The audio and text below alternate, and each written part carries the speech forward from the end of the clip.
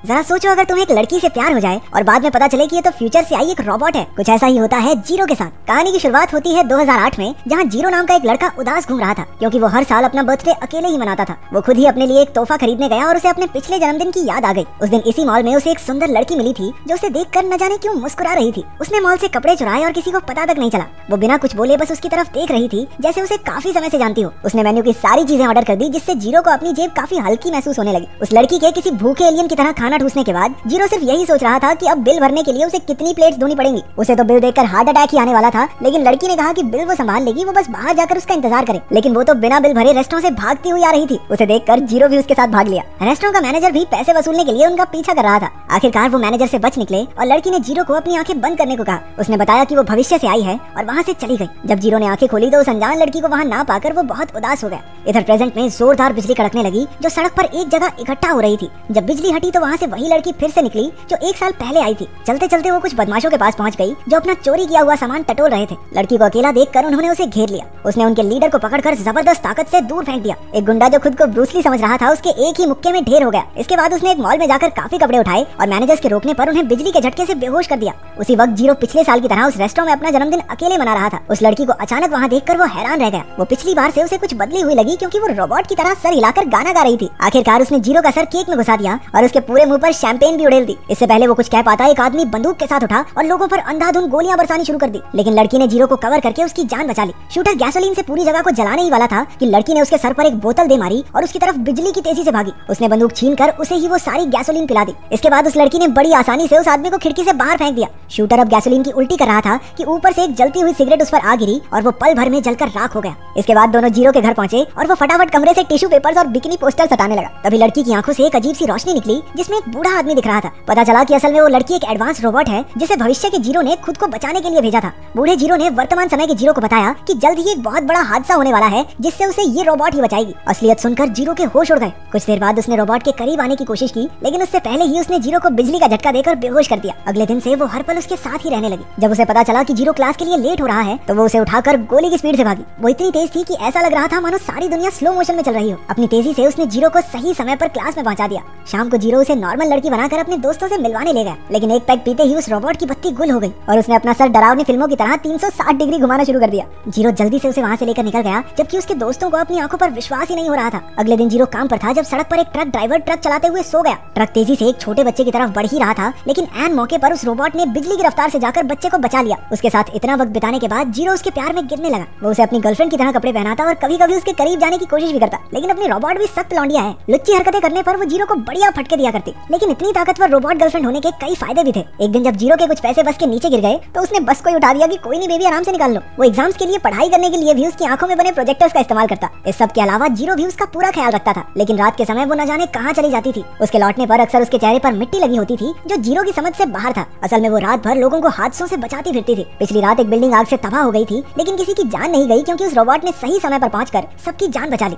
एक दिन उसने जीरो से कहा कि वो एक बार अपने गाँव जरूर वापस जाकर आए, क्योंकि भविष्य में बूढ़ा होकर वो वहाँ ना जाने के लिए बहुत अफसोस महसूस करता था। अपने गाँव की बात सुनते ही जीरो फूट फूट कर रोने लगा, क्योंकि बचपन में ही उसका गाँव एक जोरदार भूकंप में पूरी तरह तबाह हो गया था। लेकिन रोबोट ने उसे समझाया कि वो भूकंप आने से पहले के समय में भी जा सकते हैं। वो तुरंत गाँव के लिए निकल गए और वहाँ पहुंचकर जीरो ने देखा कि सब एकदम पहले जैसा ही था। उसने छोटे जीरो और अपनी माँ को भी वहाँ देखा। उसे बचपन में खजाने के तौर पर छिपाई हुई एक तस्वीर भी मिली जिसे देखकर उसकी आंखें भर आई। उसने रोबोट का दिल से शुक्रिया अदा किया। इसके बाद वो वर्तमान समय में लौट आए। अब जीरो सोच रहा था कि क्या रोबोट के दिल में भी उसके लिए प्यार है या ये सब सिर्फ उसी के मन में चल रहा था। अगले दिन उसने टीवी पर देखा कि पुलिस ने एक स्कूल को चारों तरफ से घेर लिया था, क्योंकि वहाँ एक आतंकी ने बच्चों को बंदी बना रखा है। अचानक एक लड़की बिल्डिंग में बेहद तेज रफ्तार से घुसी और उस क्रिमिनल को पकड़कर सीधा खिड़की से बाहर फेंक दिया। पुलिस ने उसे अरेस्ट कर लिया, जिसे देखकर जीरो बहुत खुश हुआ क्योंकि उसकी गर्लफ्रेंड तो एक सुपर हीरो निकली। अब वो उसके प्यार में लट्टू हो चुका था। वो उसे किस करने लगा, लेकिन रोबोट में फीलिंग्स नाम की कोई चीज ही नहीं थी। वो बेहद दुखी हो गया। वो जान गया था कि रोबोट कभी उसके लिए वैसा महसूस नहीं करेगी जैसा वो उसके लिए करता है। लेकिन प्यार व्यार के सामने लॉजिक चलता कहाँ है। तो वो रोबोट को जेलस फील कराने के लिए एक दूसरी लड़की से इश्क फरमाने लगा,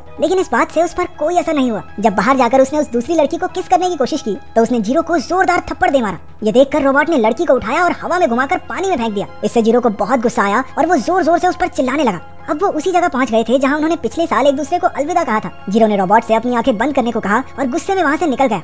अब जीरो नॉर्मल जिंदगी बिताने लगा, लेकिन उसे अब भी रोबोट की कमी तो महसूस होती थी। रोबोट भी उसके मना करने के बावजूद जीरो की सेफ्टी के लिए उस पर नजर रखती थी। उसने जीरो के लिए एक पालतू बिल्ली भी भेजी ताकि उसे अकेलापन महसूस ना हो। एक दिन जब जीरो अपने फ्लैट में था तो अचानक से भयंकर भूकंप आ गया, जिसकी वजह से पूरी बिल्डिंग हिलने लगी। जीरो ने डरकर खिड़की से बाहर देखा कि एक एक करके सभी बिल्डिंग्स मिट्टी में मिल रही थी। उसका फ्लैट भी टूटना शुरू हो गया। वो नीचे गिर ही रहा था कि उसकी रोबो गर्लफ्रेंड ने आकर उसे सही मौके पर बचा लिया। पूरी बिल्डिंग चकनाचूर हो गई। जीरो ने उसे गले लगाकर उससे माफी मांगी, लेकिन खतरा अभी टला नहीं था। पूरा शहर एकदम तबाह हो चुका था। सड़कों पर लोग अपनी जान बचाकर भाग रहे थे और बड़ी बड़ी इमारतें नीचे गिर रही थी। रोबोट गर्ल जीरो को लेकर एक सुरक्षित जगह की ओर बढ़ी। अचानक एक बड़ा ट्रक उनकी तरफ तेजी से आने लगा। उसने जीरो को साइड में फेंक दिया और खुद ट्रक से टकरा गई। एक बार तो जीरो को लगा कि वो मर गई, लेकिन कुछ ही सेकंडों बाद वो बिना जख्मी हुए बाहर आ गई। जीरो ने उसे खुशी से गले लगा लिया, लेकिन रोबोट ने देखा कि उनके पीछे की बिल्डिंग्स भी गिर रही थी। वो जानती थी कि उनके पास वहाँ से निकलने का समय नहीं है, तो उसने अपनी पूरी ताकत से जीरो को एक गाड़ी की तरफ धक्का दे दिया और पूरी बिल्डिंग आकर रोबोट पर गिर गई। लेकिन जीरो को दुख मनाने का भी समय नहीं मिला। एक बार फिर से जमीन हिलने लगी और धरती बीच से टूट गई। उसने बड़ी मुश्किल से लटक कर खुद को रोक रखा था। उसकी रोबो गर्लफ्रेंड अभी भी मरी नहीं थी। उसने अपने हाथों की पूरी ताकत से वहाँ से निकलने की कोशिश की, जिससे उसका नीचे का शरीर तो टूटकर वहीं रह गया, लेकिन वो अपने हाथों का इस्तेमाल करके जीरो की तरफ बढ़ने लगी। उसने जीरो का हाथ पकड़कर उसे ऊपर खींच लिया। उसकी ये हालत देखकर जीरो बेहद डर गया।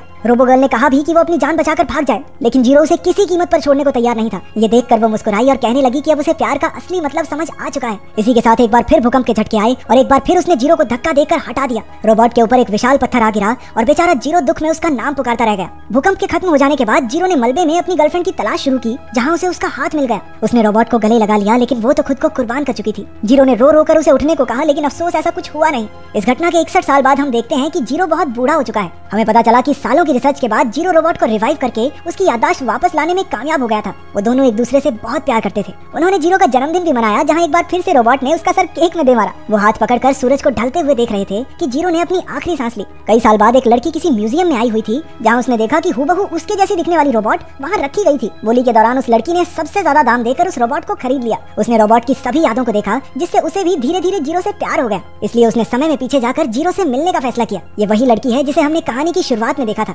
जीरो को देखते ही वो उसके प्यार में पड़ गई थी, लेकिन कुछ कह नहीं पाई, क्योंकि वो जानती थी कि उसे अपने समय में वापस जाना होगा। उसने जीरो को आंखें बंद करने को कहा था ताकि वो उसके आंसू न देख सके, और वो वहाँ से रोती हुई चली गई। जब जीरो मलबे में रोबोट को ढूंढ रहा था, तब वो उसके पास गई, क्योंकि असल में वो अपनी दुनिया में लौटी ही नहीं थी। अब उसने फैसला कर लिया था कि वो अपनी पूरी जिंदगी इसी समय में जीरो के साथ बिताएगी। तो क्या तुमने कभी किसी से सच्चा प्यार किया है? अगर हाँ, तो उस इंसान के बारे में कमेंट्स में